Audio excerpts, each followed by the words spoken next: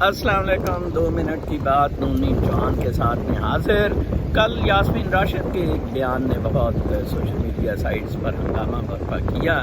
گو کہ میں اس سے ایگری کرتا ہوں، جاہل ہی ہیں تو اس جیسے لیڈر اپنے آپ پہ سوار کر لیتے ہیں۔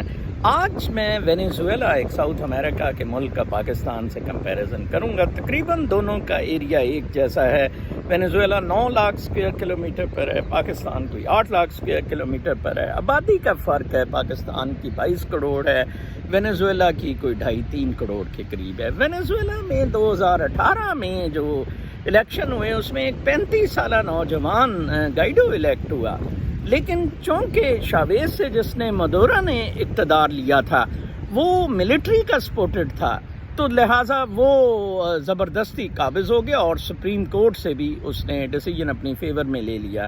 وینیزویلا میں بہت زیادہ پروٹیسٹ ہوئی تھی لیکن ملٹری نے وہ پروٹیسٹ کامیاب نہیں ہونے دی۔ وینیزویلا دنیا کا بہترین پروون آئل ریزروز میں سب سے بڑا ملک ہے، لیکن اس کے باوجود کیونکہ اس کے لیے آپ کو بہت زیادہ اچھی اکانومی چاہیے، ٹیکنالوجی چاہیے، ایک رننگ سسٹم چاہیے، مینٹیننس چاہیے، انویسٹمنٹس چاہیے، جو وینیزویلا میں سینکشنز کی وجہ سے پہلے نہیں آ سکی، زیادہ تر وینیزویلا کی کرپشن کی وجہ سے۔ ایران تو آئل نکال رہا ہے، ابھی بلکہ 3 دن پہلے ایرانین ٹینکرز ادھر گئے وینیزویلا اور انڈر پروٹیکشن آئل کا ان کو انتظام کیا گیا۔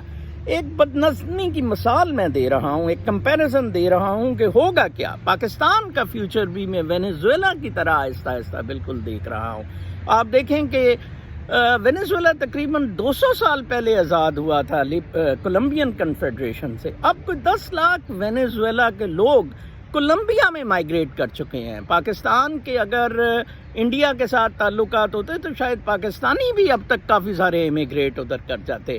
حالات پاکستان کے بالکل وینیزویلا کی طرح بہت خراب ہیں، اور اسی لیے میں اچھے پریزیڈنٹس کا بہت زیادہ مداح ہوں، جیسا کہ ڈوٹرٹے ہیں فلیپینز کے، جنہوں نے فلیپین کو اتنا زبردست کر دیا ہے۔ اللہ نے کے بعد